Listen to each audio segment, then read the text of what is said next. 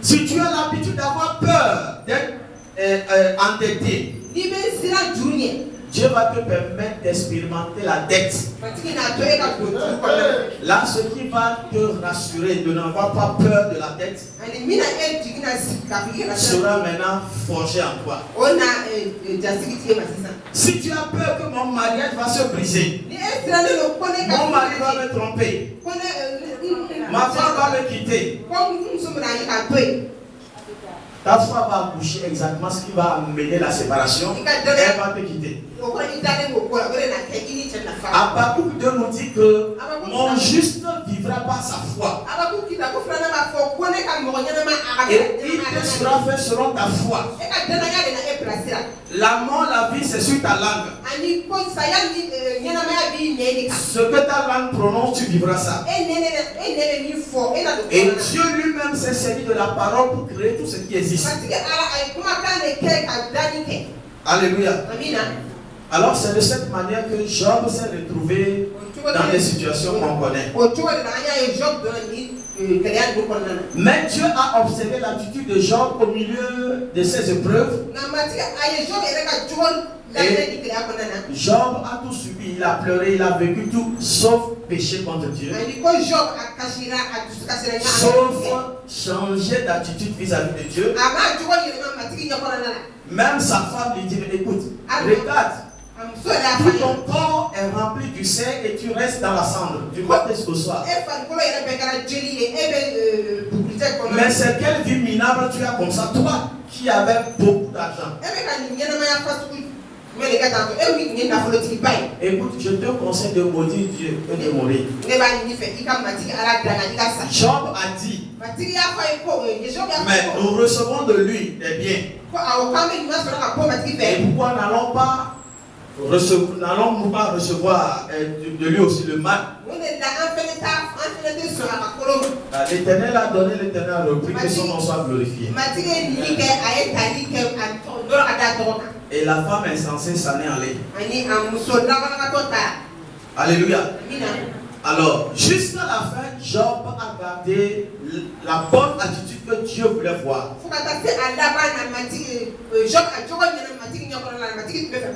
Et cette attitude a ramené Job dans une situation plus meilleure qu'avant. C'est pour dire que toute bonne attitude devant Dieu est toujours récompensée. Certains croient qu'ils comprennent Dieu, qu'ils le connaissent, ou qu'ils pourraient même faire des choses pour plaire, qui plairaient même à Dieu. Et à ce niveau, ils commencent par se sentir égaux à Dieu. Et à penser qu'ils sont habilement aussi devenus les amis de Dieu. Même une église existe, je sais qu'on appelle l'église les amis du Christ, on ne dit pas les amis de Dieu.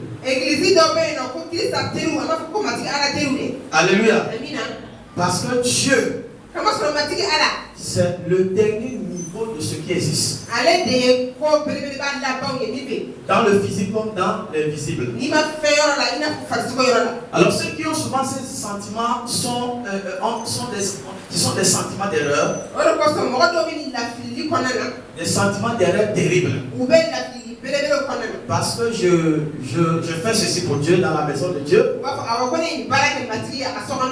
Donc je ne peux plus craindre Dieu. Mais je peux maintenant tout faire parce que, bon, avec ce que je fais, Dieu me voit, on est devenu amis. Alléluia. Si tu comprends cela, ça sera un avantage pour toi par la suite.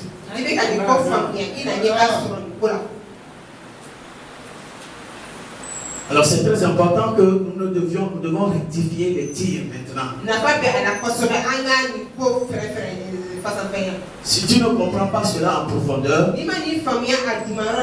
si tu ne reconnais pas cela clairement, alors il te sera très facile d'offenser Dieu et même d'offenser son tempérament juste. Ma fiancée, Celui-ci est mon fils bien-aimé, en qui j'ai toute ma confiance. Nous devons tous faire tout pour écouter de Dieu une parole qui peut nous dire comment Dieu nous considère. Nous devons craindre Dieu. Nous devons marcher avec Dieu. Nous devons l'aimer. L'amour de Dieu passe par l'obéissance. L'amour de Dieu passe par l'amour des prochains. Alors, à travers cela, Dieu peut te voir. Et ce que tu représentes pour lui, lui seul sait, il te le dira. Il a dit à Abraham, c'est mon ami. Il a dit à David, l'homme selon mon cœur. Il a dit à notre Seigneur Jésus-Christ, celui en qui j'ai mis toute ma confiance. C'est pour ça que nous faisons confiance à Jésus, parce que Dieu lui fait toute confiance. Si Dieu ne lui avait pas fait confiance, nous ne pourrions pas lui faire confiance.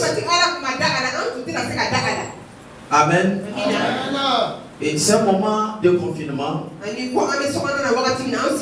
est un moment très important pour que nous puissions revoir certaines choses de base et reconsidérer notre marche avec le Seigneur. Parce que sinon nous serons dans quelque chose que Dieu ne nous reconnaît même pas. C'est pas beaucoup d'entre vous ne connaissent pas ma présence. Et beaucoup d'entre vous ne désirent pas être dans ma présence ou être en présence de moi. C'est rare de voir dans les églises les gens eux-mêmes. Ils savent que dans la journée, il n'a rien à faire. Le voir pousser peut j'irai à la maison de Dieu. Pas parce qu'il y a culte. Mais j'irai faire mon culte personnellement avec Dieu. Alléluia. Et j'y vais là-bas, peut-être seul à seul le jour, Dieu a préparé une rencontre avec moi. Le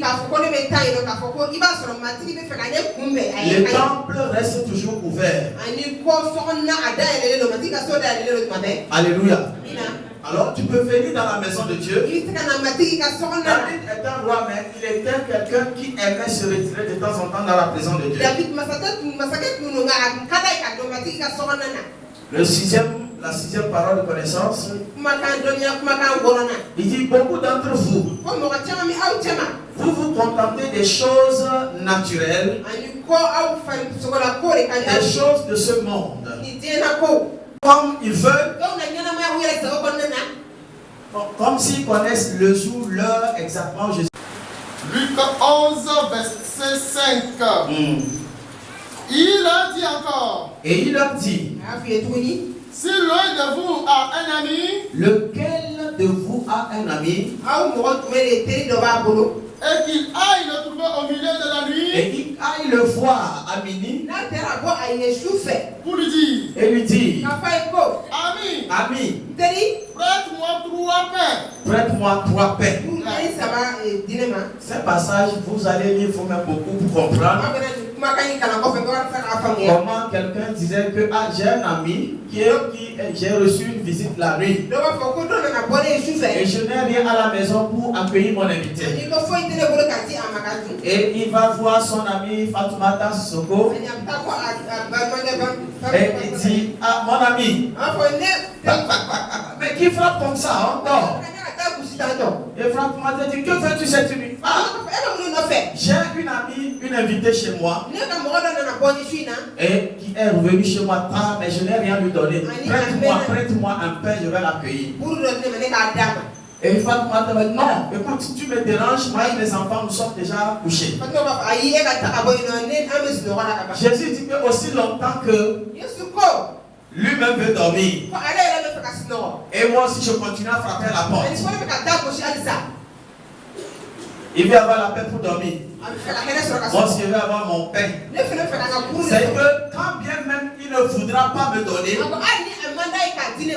à cause du fait que je l'importune, elle va se lever pour me donner la chance. Je ne sais pas si vous comprenez. Ce qui veut dire qu'à minuit, il y a certaines prières que tu fais.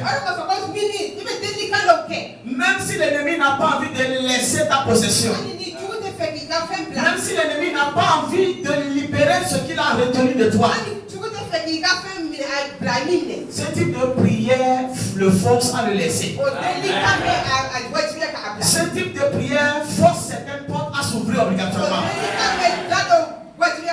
Alléluia. Nous voyons le dernier point qui est Acte 1, Acte 16, verset 25. Il dit à minuit, Paul et Silas priaient et chantaient les louanges de Dieu. Et les prisonniers les entendaient. Ils étaient en prison. Ça s'est passé au niveau de Pierre, aussi et Barnabas. Et on a vu comment au milieu de la nuit, ils commencent à adorer Dieu. Soudain, Dieu a envoyé un ange. Au niveau de Paul ici, quand vous lirez, vous allez voir qu'il y a eu un tremblement de terre. Et les murs du prison se sont écroulés. Au point où les gardiens qui se sont enfuis, ils voulaient même se donner la mort et Paul l'a retenu.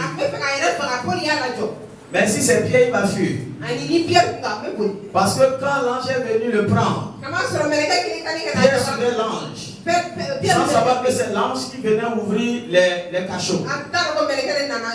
Et il passait jusqu'à dehors, il se rend compte que c'est un ange qui venait de le faire sortir. Et il s'est enfui. Alléluia.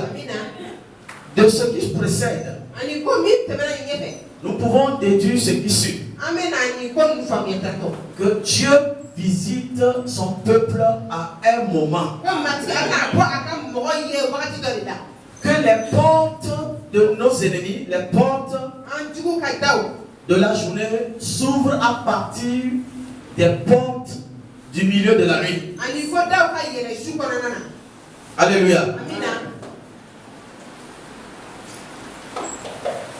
Quand Dieu visite son peuple, c'est pourquoi? C'est pour les ossements ou la bénédiction.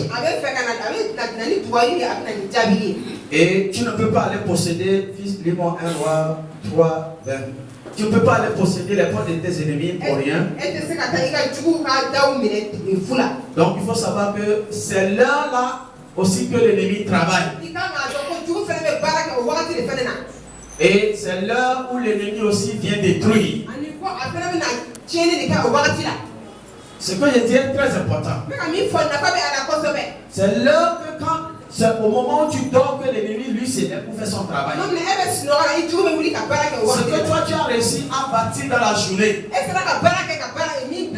Maintenant lui s'élève pour faire son travail qui est de détruire.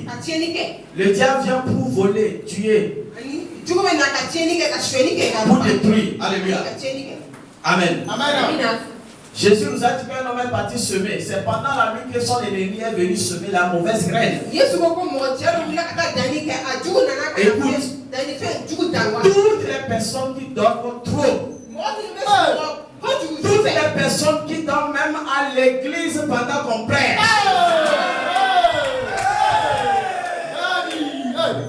Je ne vais pas traduire ça. Moi, je continue quand même. Alléluia.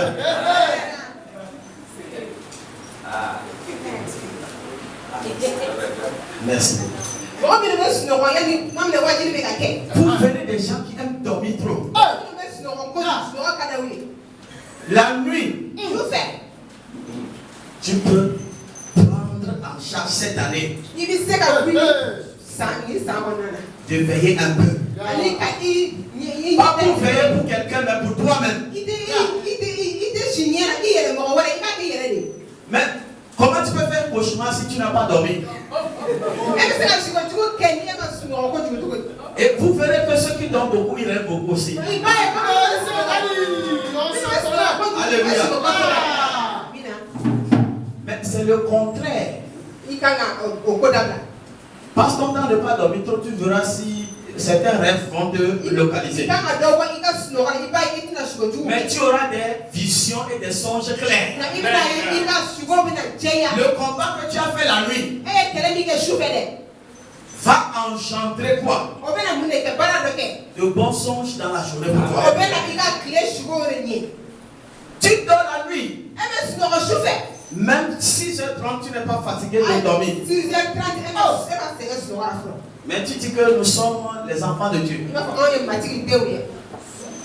Au moment où tu craches le feu par la lampe, il n'y a rien là-bas, le feu va faire. Tu as laissé l'ennemi partir déjà. Maintenant, tu veux récupérer la bénédiction, c'est encore plus compliqué. Alléluia. Tu dors, tu ronfles, tu grelottes. Yes. Bien aimé, tu ne peux pas voir l'état de ta vie comme ça et continuer à dormir comme ça. Le pauvre dort plus que le riche. Oh, c'est lui qui a beaucoup de besoins. Et c'est lui qui dort plus. Il dort bien, il ronfle. Mais le riche, même pour dormir, il calcule le temps. Vous allez voir certains, quand vous dites à quelle heure ils dorment et à quelle heure ils se réveillent, vous n'allez pas croire.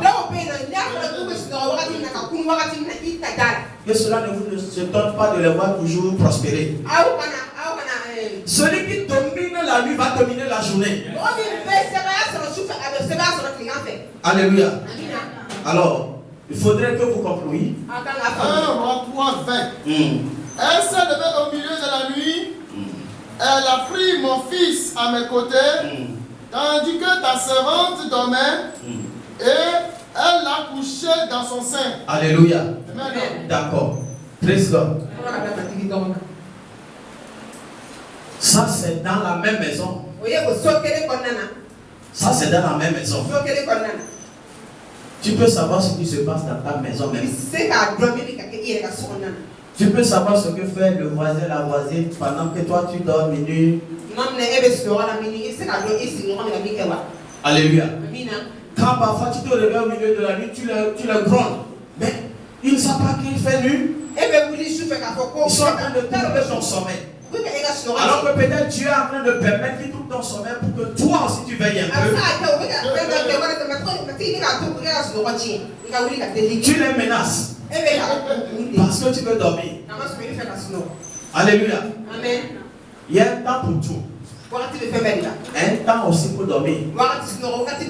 Quand ce que tu cherches est déjà à ta porte, Dieu même te donne un sommeil profond, un sommeil reposant, un sommeil qui te guérit aussi en même temps. Mais quand tout ne va pas, rien ne va, alors que tu peux te tenir à ton poste pendant la nuit pour que l'Éternel puisse te dire ce que tu dois faire dès que le soleil va se lever, tu dors. Certains même l'ange vient les réveiller, mais il tape l'ange. Alléluia. Tu tiens à ton sommeil tellement que tu renvoies les anges qui t'apportent la réponse. Alors, si vous endormez à cette heure à minuit, ce qui est arrivé dans le cas de ce que mon fils vient de dire, l'ennemi va venir changer un tel bénédiction. Et nous ne pouvons pas aussi oublier que Jésus aussi enseignait à ses disciples que l'ennemi vient pour planter le mal pendant qu'il dort. Et ce moment de confinement est un temps pour adorer le Seigneur. C'est un grand sacrifice d'adorer le Seigneur à une telle heure, à un tel moment de la nuit. Je ne peux pas te voir en train de le célébrer la nuit, de l'adorer le Seigneur. Au milieu de mes épreuves, au milieu de ma condition, au milieu de mes difficultés. difficultés, au milieu de mes problèmes, je veux que tu saches que c'est toi qui es mon Dieu. Et je t'adore cette nuit. Et je te dis merci pour tout ce que tu fais. Si tu avais voulu que je meure, ce problème m'aurait tué depuis. Mais si je suis encore à vie, c'est parce que seuls les vivants peuvent te louer. Tu dis des choses. Tu verras comment le Saint-Esprit va t'aider. Le sommeil va lutter contre toi, toi aussi tu vas lutter contre le sommeil. Parce que tu cherches quelque chose. Quand tu vois quelqu'un trembler dans la nuit, c'est qu'il cherche quelque chose. Toi aussi tu dois te tenir pendant la nuit. Ce temps de confinement, Dieu t'ouvre les yeux pour que tu réalises que certaines choses s'obtiennent par sacrifice. Vous voyez que tout ce que tu fais, il y a sacrifice dedans, ça, Dieu exauce vite.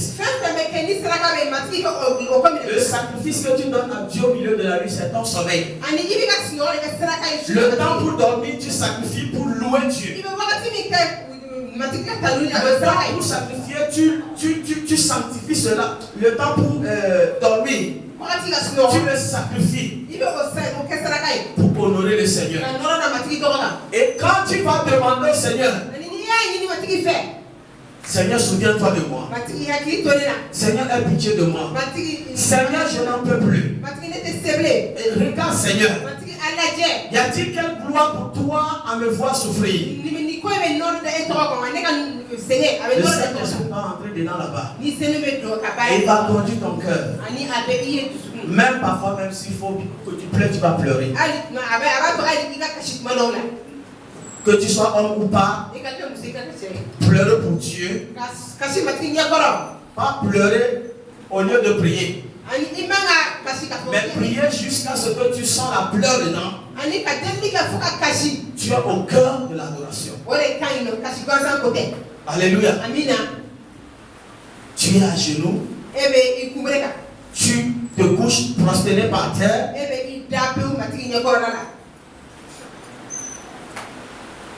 Mais ne reste jamais assise. Quand tu adores le Seigneur, prosterne-toi par terre. Ça signifie que Seigneur, je suis serpillère. Fais de moi ce que tu veux. Je ne suis rien devant toi. Quand tu as agenouillé, ça veut dire Seigneur, tu es l'objet de mon adoration. Le Dieu qui existe dans mon cœur, c'est toi seul. Et tu l'adores. Tu le célèbres. C'est le Saint-Esprit qui te conduit à prendre quelque chose. Tu te lèverais dans la prière. Samson lui est parti arracher les portes de ses ennemis. Il n'a pas attendu que l'ennemi vienne le provoquer. Parce que l'ennemi était déjà à l'œuvre dans sa vie longtemps. Maintenant, il est dans la situation de défensive et d'offensive. C'est pas n'importe qui peut aller posséder les portes de ses ennemis.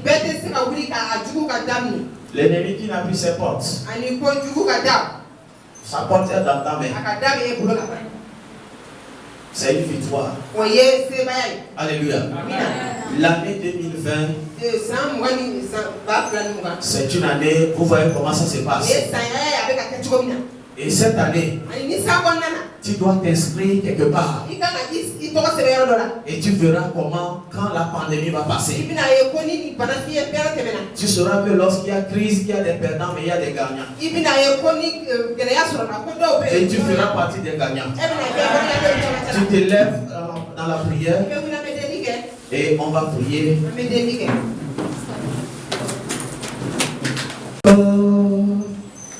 Nous sommes là encore, Jésus, nous sommes là encore, Saint-Esprit, nous sommes là encore. Nous sommes là encore, nous sommes là encore, Jésus, nous sommes là encore, Saint-Esprit, nous sommes là encore. Pour t'adorer, nous sommes là encore. Nous sommes là encore. Jésus, nous sommes là encore. Saint-Esprit, nous sommes là encore. Pour te louer, nous sommes là encore. Nous sommes là encore.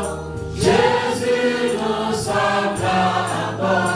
Saint-Esprit, nous sommes là encore. Pour t'adorer, nous sommes là encore.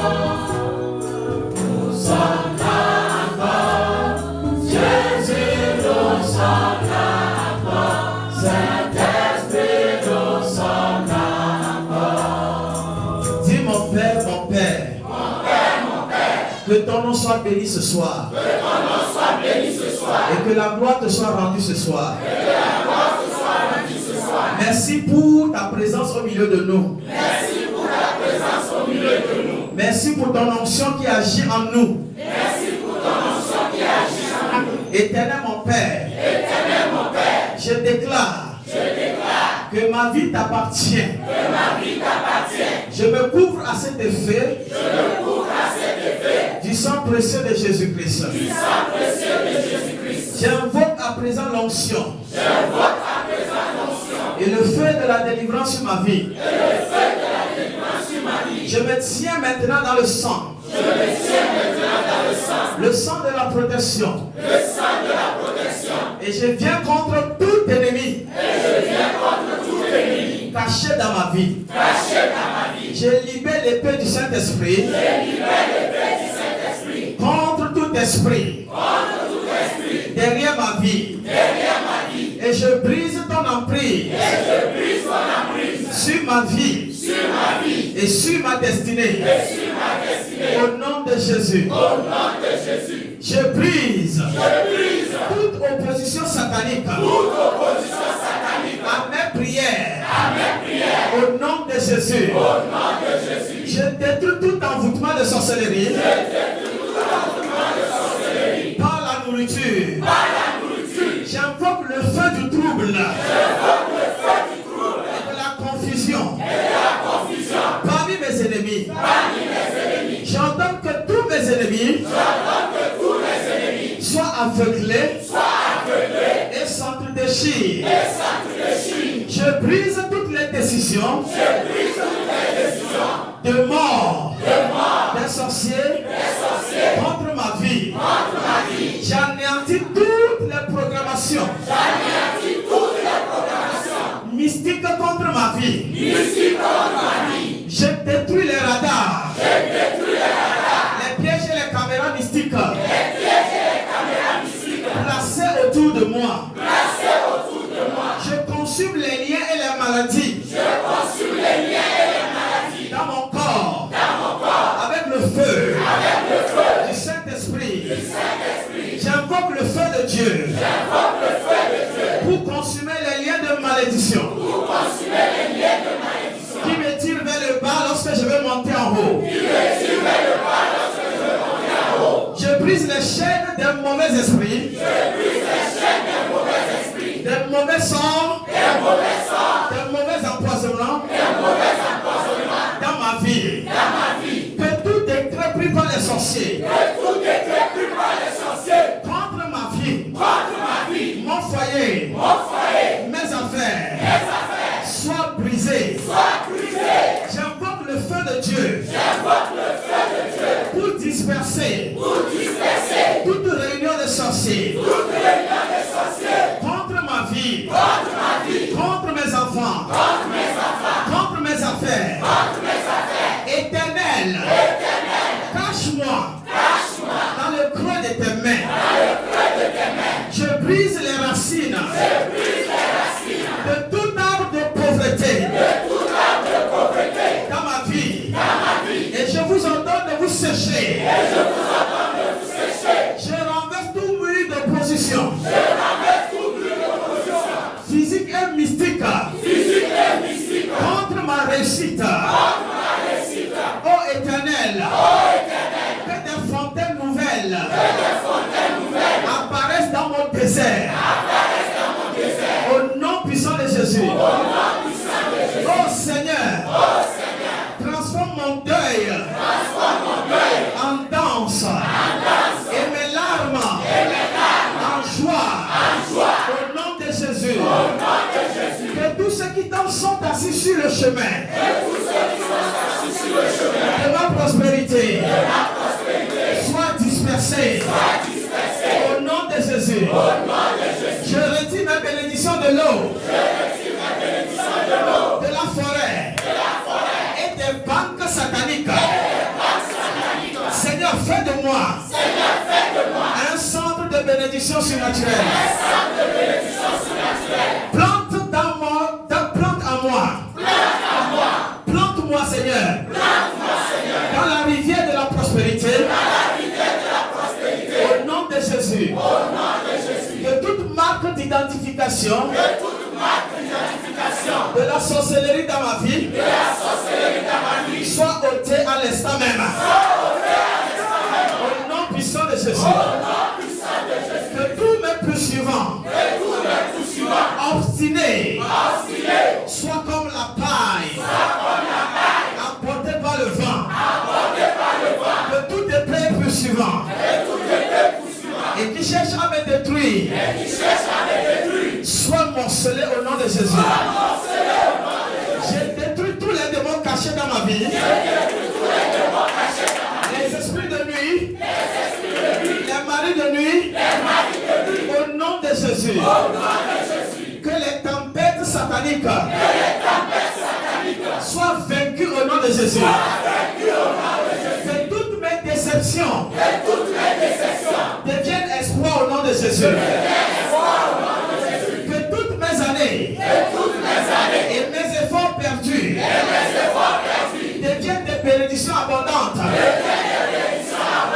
Ô Éternel, fais dans ma vie un miracle qui étonnera le monde. Au nom de Jésus. J'arrache les clés de travail et de succès que l'ennemi m'a volé. J'invoque la foudre contre tout esprit serpent, contre ma vie, envoyé contre ma vie. Au nom de Jésus. Je chasse tout esprit de tête et de messages dans ma vie. Au nom de Jésus. J'ordonne à la pluie de bénédiction, de bonheur, de grâce, de venir sur ma vie. Au nom de Jésus-Christ. Que les anges du Dieu Tout-Puissant me visitent cette nuit, me visitent cette semaine. Au nom de Jésus. Prends ton nom.